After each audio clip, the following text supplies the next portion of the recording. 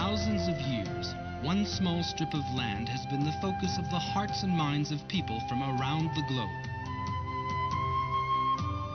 Wedged tightly between the eastern shore of the Mediterranean Sea and the endless expanse of the Arabian Desert, this tiny area is revered by millions as the Holy Land, for generations the stage for events that have shaped the course of human life and its destiny. This is the Holy Land of the Bible, the land promised to Abraham by God, the land that Moses led the children of Israel out of Egypt to reach, the land that Joshua took the armies of Israel across the Jordan River to conquer. Here, a young shepherd boy slew the Philistine giant Goliath. It was on these hills where King David established his capital, Jerusalem. On this spot, David's son Solomon built the first Hebrew temple. But most of all, this is the Holy Land of Jesus, the land where 2,000 years ago a new religion was established, a religion that promised the kingdom of heaven, a religion that has grown to its flowering around the world now as we move from an early dawn into the full light of the new millennium. It was here that the world witnessed the events of the life of Jesus of Nazareth, a life of teaching, of healing, and of miracles, a life that culminated in his death by crucifixion and the resurrection that was itself a miracle and a promise for mankind for all time to come. This film invites you to share a journey through the richness of this country. We take you to visit the places where these world-shaping events took place. This is the journey of a lifetime, a journey for all time, a journey through the land of Jesus.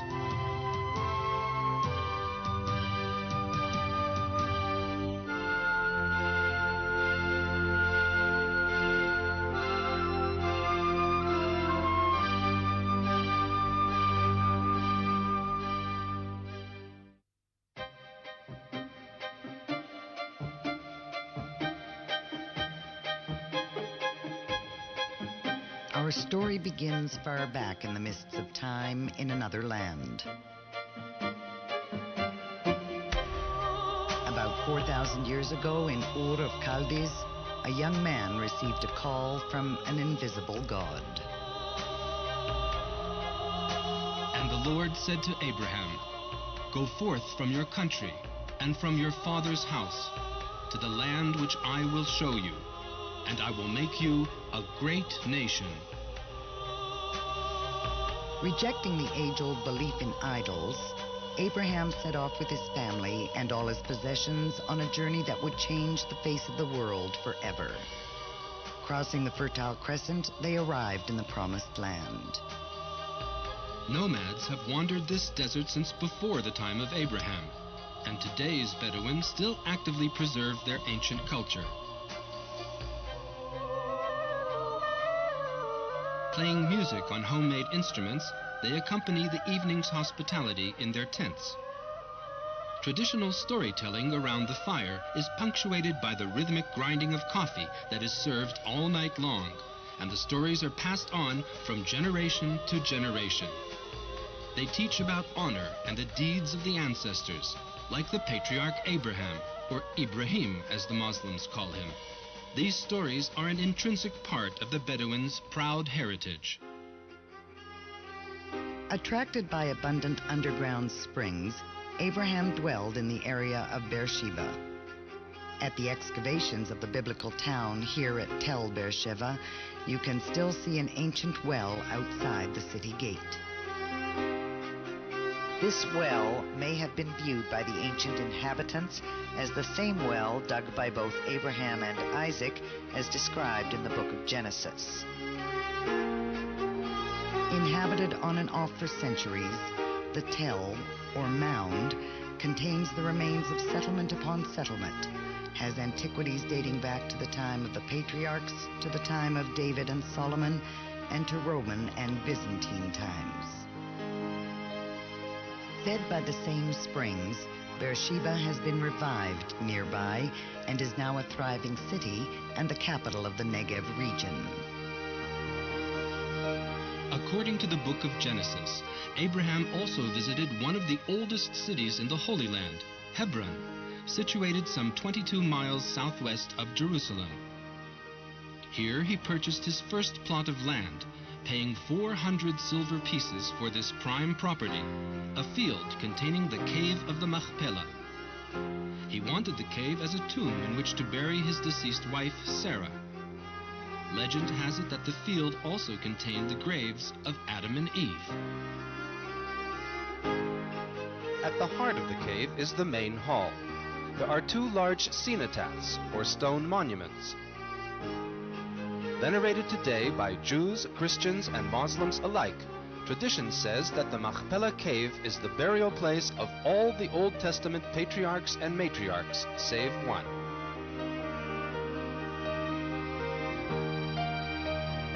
The only ancestral figure not buried in Hebron is the matriarch Rachel, Jacob's second and favorite wife. Rachel died giving birth to Benjamin here on the road near Bethlehem, south of Jerusalem. Over the centuries, Rachel's tomb has become a magnet for pilgrims of the region's 3 monotheistic religions.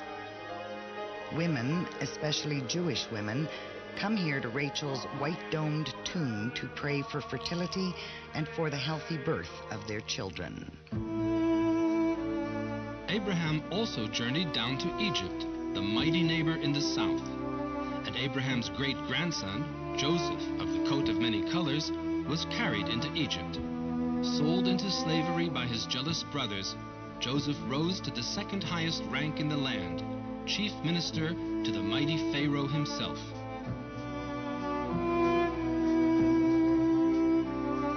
But generations after him, his descendants, the children of Israel, were bound into slavery again and forced into hard labor, building Egypt's pyramids and great cities. Only when a lost child grew to manhood in the court and discovered his true origin did the enslaved people find some hope of returning to their promised land. Parting the Red Sea, Moses, Prince of Egypt, led a mass exodus to the mountain of God, usually thought to be Mount Sinai in the desert's central highlands.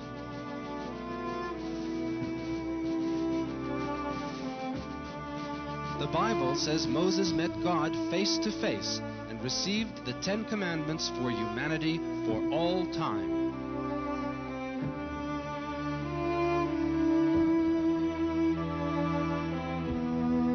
For 40 years, the children of Israel wandered in the wilderness. Finally, they approached the promised land.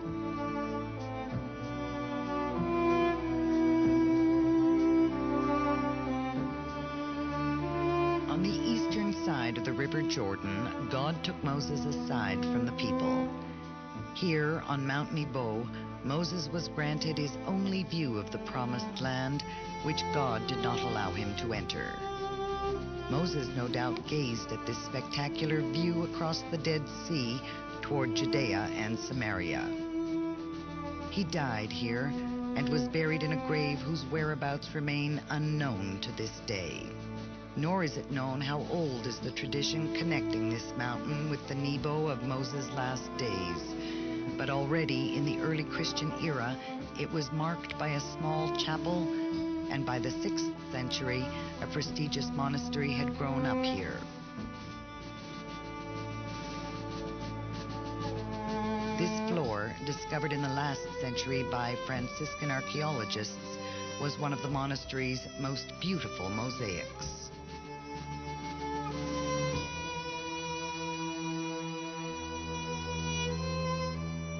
But the children of Israel were not long without a leader. Joshua, son of Nun, soon took charge, and quelling the people's fears, led them to the banks of the Jordan River. It was here, close to where Jesus would be baptized over a millennium later, that the children of Israel passed into the promised land. The event is recalled by the small Greek Orthodox monastery of St. John the Baptist, also called Qasr el-Yehud, the Castle of the Jews. Throughout the centuries, huge crowds have gathered here on the eve of the Epiphany to mark the baptism of Jesus.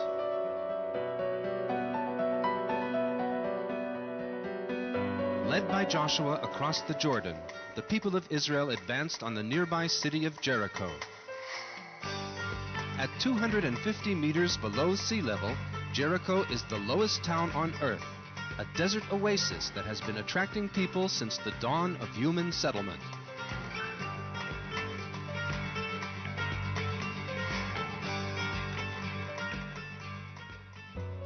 Looking at Jericho's panorama today, lush vegetation fed by one of the rare year-round springs of the Judean wilderness, it's easy to see why it has long been called the City of 1,000 Palms.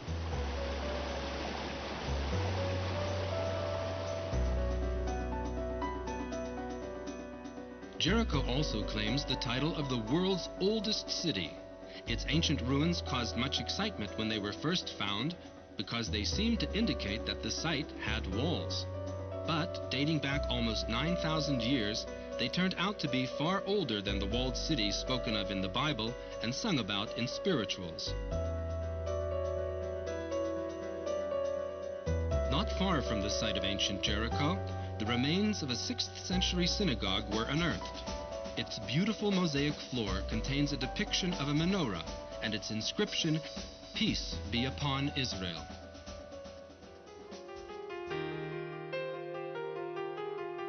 Peace still lay some time in the future. Joshua's army swept northward through the promised land and stood below the towering walls of Hazor. One of the greatest of all the Canaanite city-states, the Bible tells us that it was the king of Hazor who led Canaan's combined military forces against Joshua. But the children of Israel smote the king and burned the town to the ground. Archaeologists have uncovered 21 layers of civilization in the fortified hilltop settlement of Hazor.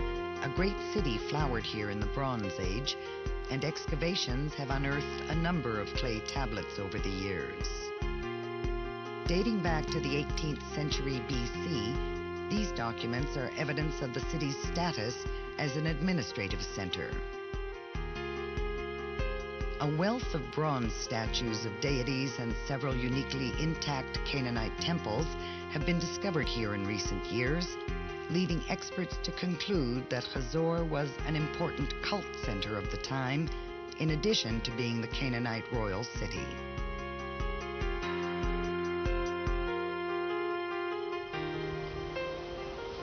Along the shores of the Mediterranean Sea dwelt the Philistines, the Israelites' greatest enemy.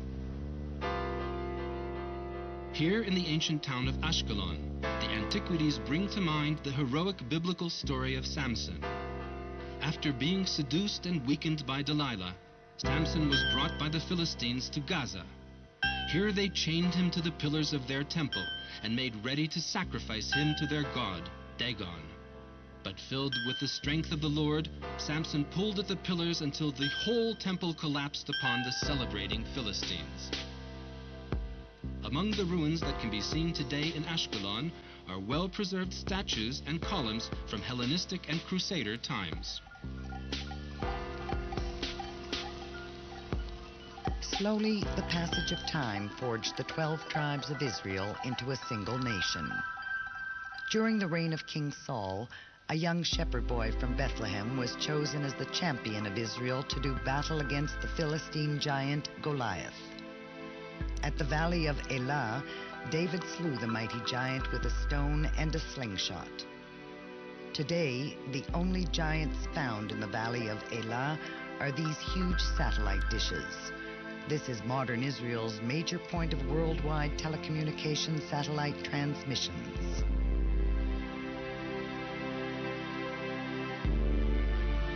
Just over 3,000 years ago, King David surrounded the strongly fortified hilltop town of Jerusalem, then held by the Jebusites, a local Canaanite tribe.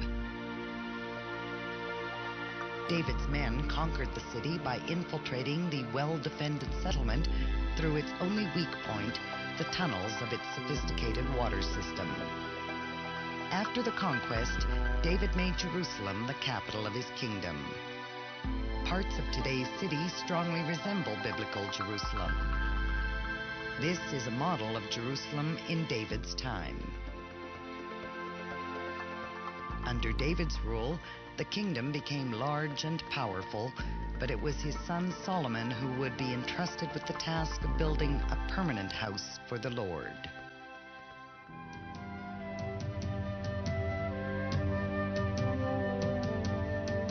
Solomon built a huge trading fleet, which was based in the Red Sea port of Eilat, present-day Eilat.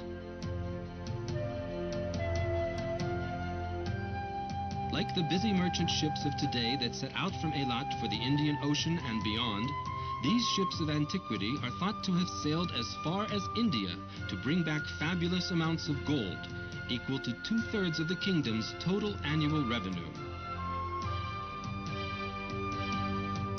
Modern-day Eilat boasts untold wealth of its own. With year-round sunshine, Eilat is the Riviera of the Holy Land, drawing holidaymakers from around the world. Eilat's nightlife reflects both the best of modern entertainment and the Holy Land's biblical roots, calling up visions of King Solomon's harem of 700 wives and 300 concubines. It is not hard to imagine that he was the writer of the romantic poem, The Song of Songs.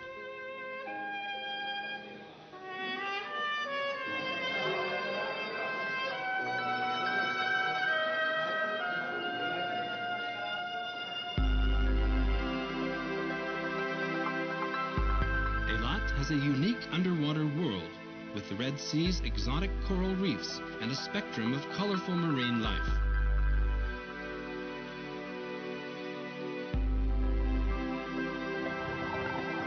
Especially attractive are the dolphins, both in the protected environment of the Dolphin Reef, where you can swim with these wonderful creatures, and in the open sea.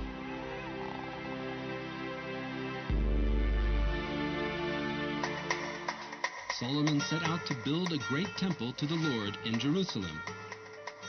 Into the port city of Jaffa, one of the oldest harbors in the world, poured the riches and skills of the region. The Phoenician king Hiram of Tyre sent the best lumber, the cedars and firs of Lebanon, fine stone, and highly skilled craftsmen to help build the magnificent structure, which was covered in pure gold. After 7 years, the magnificent building was finally complete, and the ark was triumphantly brought from the tabernacle into the temple of the Lord.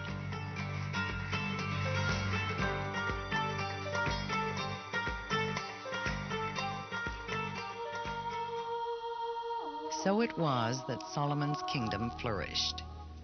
Here at Megiddo, about halfway between Jerusalem and the Galilee, Solomon erected an imposing palace. Its site controls the strategic route running from the sea through the fertile Jezreel Valley and on to Damascus in Syria.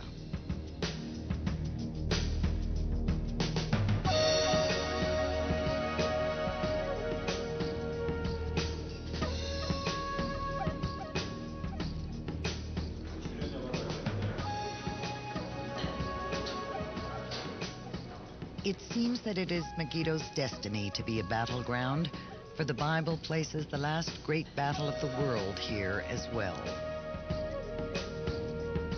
The book of Revelations tells us that the forces of good will finally triumph over evil forever at Armageddon, and the name Armageddon comes from the Hebrew words Har Megiddo, the hill of Megiddo.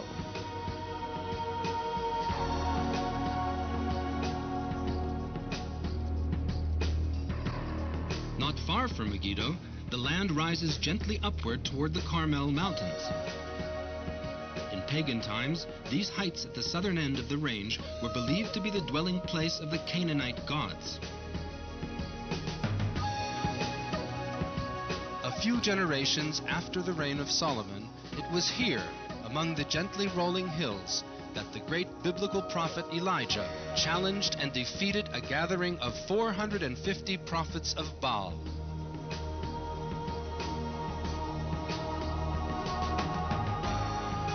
Today, a church of the Carmelite monastic order stands in the same picturesque surrounding.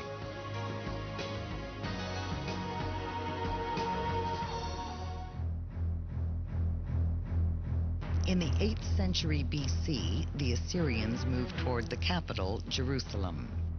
The ruling king, Hezekiah, fearful of the coming siege, had taken steps to protect the city. Ancient Jerusalem's entire water supply had always come from one solitary spring here in the Kidron Valley, the Siloam Spring. King Hezekiah's plan was both novel and daring. He placed men in 2 spots, one at the spring and the other inside the city walls. The 2 teams began digging. Working day and night, they cut a channel through 1,600 feet of solid rock and met precisely at the designated point. An inscription was cut into the walls to mark the incredible event. The water source was now safely within the city walls. How this feat of engineering was accomplished still remains a mystery, and in its own day it must have seemed to be an absolute miracle. Jerusalem outlasted the siege. Unfortunately, the same would not be true 120 years later. A new power emerged in Mesopotamia. The Babylonians and their king, Nebuchadnezzar, set out to conquer the world. When the Jews stubbornly resisted, Nebuchadnezzar devastated Judea and sent his men to destroy Jerusalem.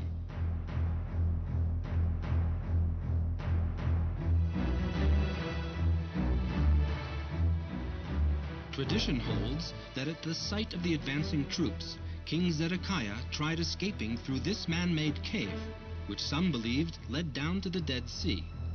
Zedekiah was caught and was led into captivity with his people to weep by the rivers of Babylon. But even Babylon would not last, and soon the Jews returned to rebuild their ruined capital of Jerusalem and its once magnificent temple.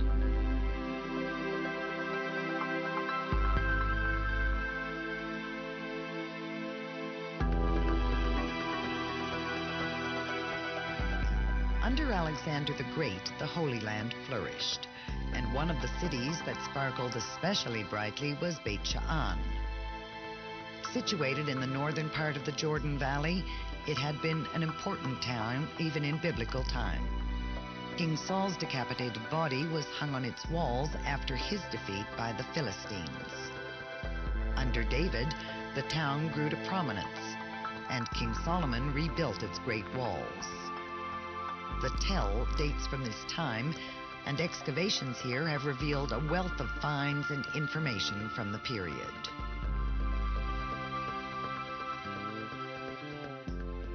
After Alexander's conquest in 333 BC, Beit Sha'an was renamed Scythopolis, and as part of a league of 10 cities called the Decapolis, it became an important center of Hellenistic culture.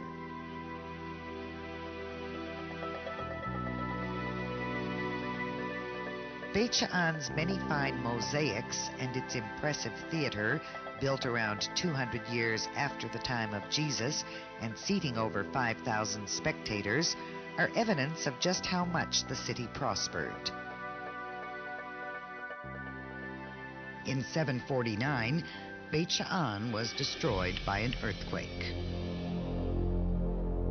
In 40 BC, Herod the Great was appointed king of Judea by the Romans. In order to take power, he had to lead Roman troops to seize control of the land.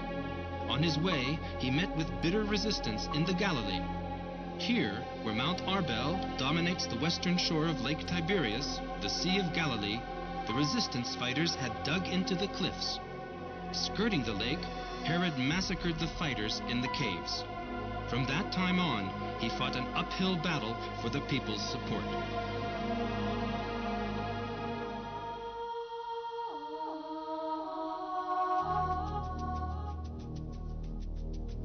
As soon as he took power, Herod embarked on a huge building program.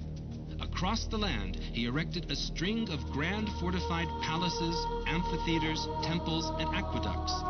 His biggest project was the creation of Caesarea, a totally new port city at this site.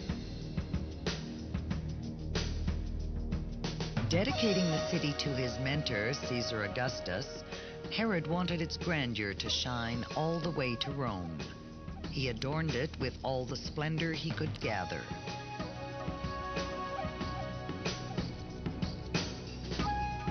Herod must have been extremely proud of this city with its fine temple dedicated to Roman gods and a 9-mile-long aqueduct supplying fresh water to the city. Still impressive after 2,000 years, this limestone aqueduct catches the rays of the setting sun. But Herod's most ambitious project, and the one he hoped would finally win back the nation's heart, was the complete rebuilding of the great temple in Jerusalem. At first, many Jews feared he would simply tear down the old temple and never finish the new one.